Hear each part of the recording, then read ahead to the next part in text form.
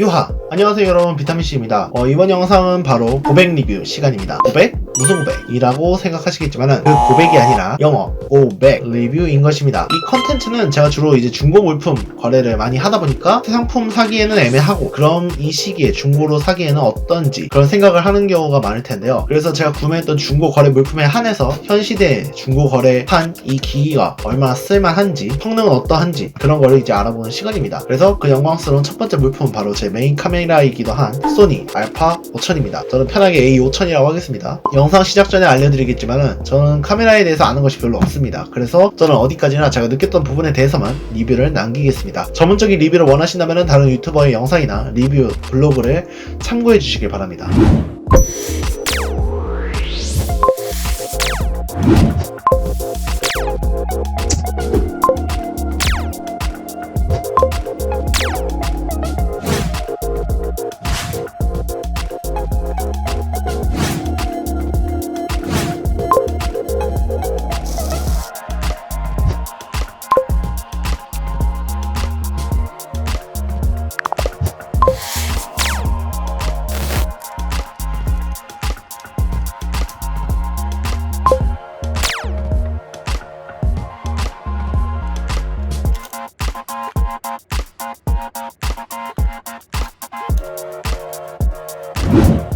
자, 일단 이 친구는 제 첫 카메라입니다. 그래서 영상 초반에도 얘기했다시피 전문적인 리뷰보다는 제 경험을 바탕으로 한 리뷰이고, 비교군이 딱히 없기 때문에 비교적 제 최신 스마트폰 카메라와 비교를 할 것입니다. 폰카는 이렇게 노트 10 플러스, 그 다음에 제 메인으로 지금 촬영하고 있는 A80과 함께 비교를 할 것이고요. 그 다음에 동세대를 비교할 만한 카메라가 없을까 해서 그나마 1년 정도 차이가 나는 2013년 출시 모델인데 갤럭시 S4 줌 모델도 있어서 겸사겸사 같이 넣어서 이렇게 비교를 하도록 하겠습니다. 스마트폰 카메라는 모두 자동으로 사진을 찍었고요. A5000은 주간에는 조리개 우선 모드, 그 다음에 야간에는 조리개 모드로 찍는 것보다는 자동 모드로 찍는 게 훨씬 더 좋은 결과물이 나와서 자동 모드로 찍었습니다. 그리고 동시 촬영이 아닌 여러 번 돌아가면서 찍은 사진이라 같은 환경으로 찍은 게 아니라는 점은 좀 유의를 해주시길 바랍니다. 자, 먼저 주간 사진. 주간 사진에서의 A5000은 진짜 매우 준수한 사진을 보여줍니다. 먼저 첫 번째로 갤럭시 S4 줌과 비교를 하면은 둘이 게임이 안 됩니다. 일단 색감 차이가 꽤 많이 나요. S4 줌은 빛이 좀 더 많이 들어간 것인지 몰라도 전체적으로 색감이 얕은 느낌인데다가 그 다음에 좀 더 따뜻한 톤으로 얘가 촬영을 해놨더라고요. 심지어 이제 오른쪽 건물을 최대 줌에서 보면은 A5000은 깔끔한 모습을 보여줬는데 S4 줌은 아주 노이즈가 자글자글하게 이제 낀 것을 볼 수가 있습니다. 확실히 이런 면에서는 차이가 꽤 많이 난다는 것을 볼 수가 있죠. 그 다음으로 이제 얘기 드릴 것은 바로 지금 이걸로 찍고 있는 A80인데, A80은 이제 어두운 부분을 좀 밝게 표현을 하기 위해서 S4 줌보다 좀 더 가벼운 톤으로 전체적으로 다 표현을 했고, 그 다음에 소프트웨어 보정으로 샤픈을 먹여서 좀 더 깔끔한 모습을 보여줍니다. 색상은 좀 더 진한 느낌의 A5000이 더 좋아 보이고요. 대신 소프트웨어 보정이 들어갔기 때문에 왼쪽 위에 호텔 부분에 글씨를 보면은 흐릿하게 나온 A5000에 비해 번듯하게 나온 A80의 모습을 볼 수가 있습니다. 근데 여기서 A80은 제가 가진 폰 중에서 유일하게 4800만 화소를 지닌 폰이라 4800만으로 찍은 사진을 보면은 하늘색이 빛이 좀 더 연해지긴 했지만은 바닥 타일이나 그늘진 롯데 백화점의 모습, 오른쪽 위에 소나무 잎색을 보면은 좀 더 진한 색을 갖게 된 것을 볼 수가 있습니다. 하지만 롯데 백화점의 로고를 확대해서 보면은 자동으로 찍은 사진의 장점이던 샤픈 효과가 무뎌지고 고화소라서 더욱 뭉개지는 데다가 그 뭉개진 것에서 샤픈을 매기니까 A5000만 못하는 결과물을 내서 확실히 이런 부분에서는 좀 4800만 화소로 찍어도 좋지 못하다는 평가를 내릴 수밖에 없게 되더라고요.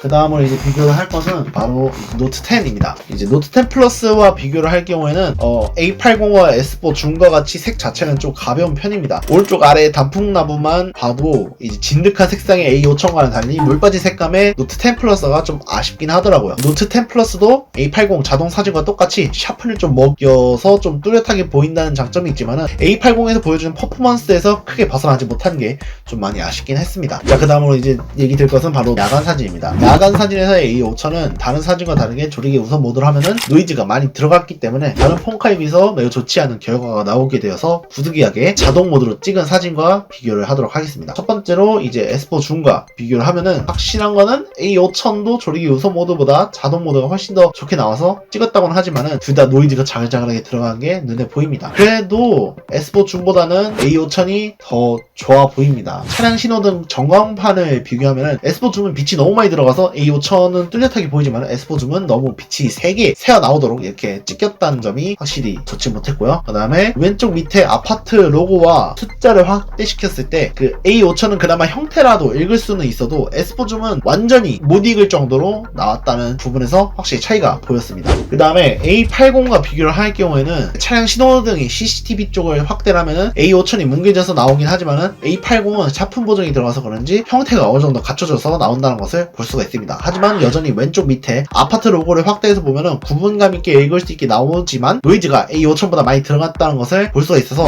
확실히 A5000보다는 좀 좋지 않은 결과물을 볼 수가 있었습니다. 마지막으로 노트 10 플러스와 비교를 할 경우에는 야간 사진 촬영은 A5000보다 노트 10 플러스가 좀 더 좋게 나왔습니다. 먼저 신호등 쪽을 확대해서 비교를 해보면은 전체적으로 흐릿하게 나오는 A5000에 비해서 좀 더 상이 잘 맺히게 찍은 노트 10 플러스의 카메라 성능을 확인할 수 있었고요. 또한 제가 다른 사진을 비교했듯이 아파트 로고와 동 숫자 쪽을 확대해서 보면은 언뜻 비슷해 보이지만은 동 숫자에서 좀 더 정확한 숫자를 표기가 되어 있었고, 그 다음에 색감도 A5000에 비해 밝은 색감을 가지게 되어 있다는 점, 야간은 확실히 노트 10 플러스의 손을 들어줘야 될 것 같습니다. 주간 영상 사진에서도 봤다시피 S4 줌은 뭔가 물 빠진 색감에다가 밑에 풀 부분이 많이 뭉개져서 나오고 차 건너편 이파리도 전부 뭉개져서 나오는 것을 볼 수가 있습니다. 게다가 하늘을 보면은 하늘색이 다 날라갔습니다. 확실히 이런 점에서 영상 품질이 A5000에 비해서 많이 떨어진다는 것을 볼 수가 있죠. 그 다음에 A80과 비교를 해보면은 A80은 보급기라서 그런지 노트 10 플러스와 S4 줌에 들어간 그 흔한 OIS 기능조차 없다는 것을 볼 수가 있습니다. 그래서 가만히 서서 촬영을 하는데도 영상이 흔들려서 보인다는 게 이 녀석의 단점이라고 볼 수가 있습니다. 게다가 흔들릴 때마다 아래 나뭇가지나 차도 건너편에 있는 나뭇가지들이 눈을 아프게 하더라고요. 사진과 똑같이 샤픈 효과가 세게 들어간 것을 볼 수가 있고, 대신에 S4 줌에 비해서 하늘의 색은 어느 정도 보인다는 점에 더 좋아진 모습을 볼 수가 있긴 하지만 확실한 거는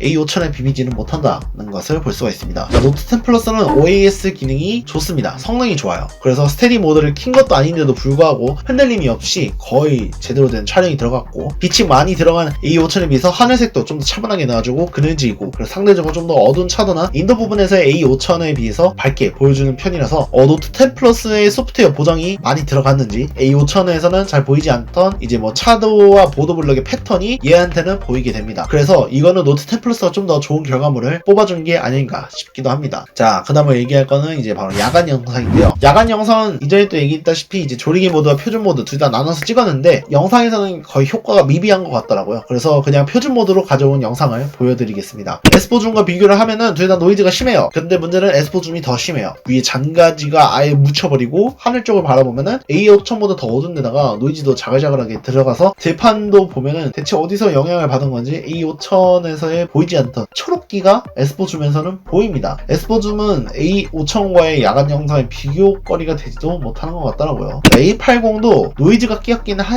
했지만은 밤하늘을 보면은 A5000에 비해서 좀 덜합니다. 게다가 A5000은 억지로 감도를 높인 건지 A80에 비해 밝은 하늘을 보여주지만 그만큼 노이즈가 끼는 게 더욱 잘 보여주게 되어서 나무 사이에 있는 잔가지가 A80에 비해서 덜 보이게 됩니다. 확실히 샤픈 보정이 들어간 A80이 좀 더 좋아 보이긴 하네요. 근데 S4 줌에서 지적한 초록기는 A80에서도 보입니다. 이건 뭐 의외의 결과입니다. 자, 그 다음에 노트 10 플러스 이거와 이제 비교를 할 경우에는 A80에 비해서 밤하늘이 좀 더 얘가 잘 보입니다. 그만큼 잔가지도 잘 보이게 되고 그와 동시에 노이즈가 A5000 못지않게 많이 끼는 모습을 볼 수가 있습니다. 그리고 확실한 거는 좀 덜하긴 하지만은 초록기가 들어간 게 보여요. 이런 맞지 않는 색을 계속 보여주고 있는 부분이 확실히 색상만큼은 A5000이 좀 더 낫다라고 볼 수 있을 것 같아요.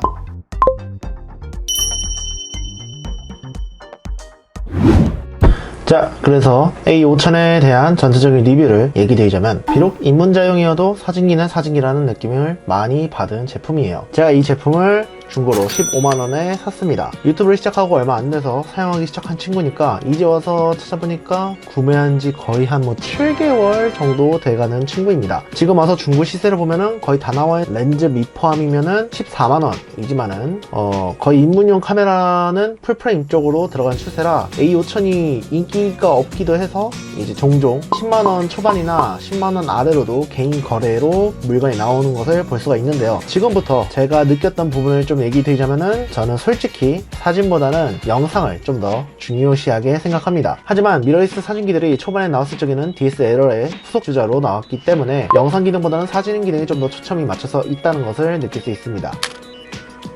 그래서 크롭 센서, 입문형 미러리스로 출발한 A5000도 비록 다른 이전작들이 있었음에도 불구하고 영상에서는 많은 힘을 쓰지 못하는 것을 알 수 있게 되는데요. 일단 영상에 대한 얘기를 먼저 하기 전에 사진에 대한 얘기를 좀 하자면은, 사진 자체의 품질은 워낙 괜찮았습니다. 비록 야간에 찍기에는 다소 무리가 있었지만 자기 나름대로 조리개나 감도를 높임으로써 알맞게 찍을 수 있었다는 것을 볼 수가 있었습니다. 이 친구의 장점은 사진에 있습니다. 비록 스마트폰 카메라가 많이 따라오긴 했지만은 아직까지 물리적인 차이를 극복해내지 못하고 있다고 저는 생각을 하는데요. 확실한 부분은 A5000과 같은 입문용 크롭바디들의 사진 수준은 폰카들이 많이 따라잡게 됐다라고 저는 그렇게 생각을 하고 있습니다. 제가 마지막에 리뷰 영상을 다시 찍는 이유이기도 하는데요. 이전에 제가 찍었을 때는 2020년 12월 8일에 영상을 찍었었는데 그 사이 S21도 출시되고 S20 울트라보다 더 성능이 좋은 S21 울트라도 출시가 됐기 때문에 제가 방금 전에 비교해서 보여줬던 사진과 영상은 모두 그 이전에 출시된 갤럭시 노트 10 플러스 일모델이죠. 현재 나온 S21 시리즈의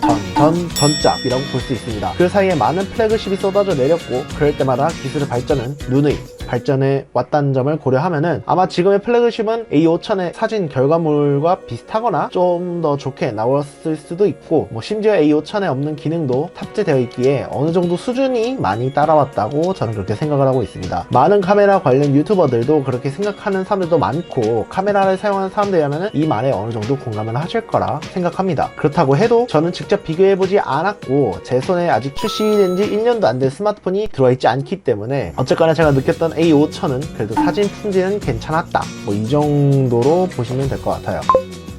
폰카와 진짜 카메라의 물리적 간극은 아직 채우기에는 부족하다, 이렇게 봐야 될 것 같아요. 역시 판형이 깡패라는 게 괜히 나온 말이 아닌 거죠. 다음은 제가 말하고 싶었던 영상인데요. 제가 말했다시피 얘는 일단 영상으로 만들기에는 적합하지 않은 카메라예요. 물론 A5000은 FHD 30프레임을 찍을 수 있습니다. 다만 MP4 파일로 뽑으면은 1440 곱하기 1080이라는 묘한 크기로 나오게 되고, AVC HD로는 1920 곱하기 1080이 뽑히지만 생전 처음 보는 영상 확장자인 MPS 파일을 뽑아냅니다. 게다가 AF도 너무 구립니다. 제가 알기로는 A5000이 AF 초점 영역이 25개밖에 되지 않는다는 걸로 알고 있고, 구형 DSLR과 비교하면은 많은 편이긴 하지만은 현 시대에서 AF 초점이 25개인 거는 너무 적다라고 볼 수 있습니다. 이걸 단적으로 비교를 하자면은 A5000의 바로 한 세대 윗단계 모델이고, 그 다음에 후속 모델이라고 볼 수 있는 A5100 같은 경우에는 179 더하기 25개, 그리고 현재 입문용 풀프레임으로 각광받고 있는 소니 A7C는 693개 더하기 425개입니다. 제가 이거 최근에 구매하고 지금 현재 이걸로도 찍고 있는 지금 A7 같은 경우에서는 최초의 미러리스임에도 불구하고 117 더하기 25개의 초점 영역을 가지고 있음으로써 A5000의 AF 능력이 다른 미러리스 카메라들에 비해서 완전 낙동강 오리알 마냥 동떨어진 스펙을 가지고 있다는 것을 확인할 수가 있습니다. 단순 숫자로만 비교해도 너무 차이가 많이 나고,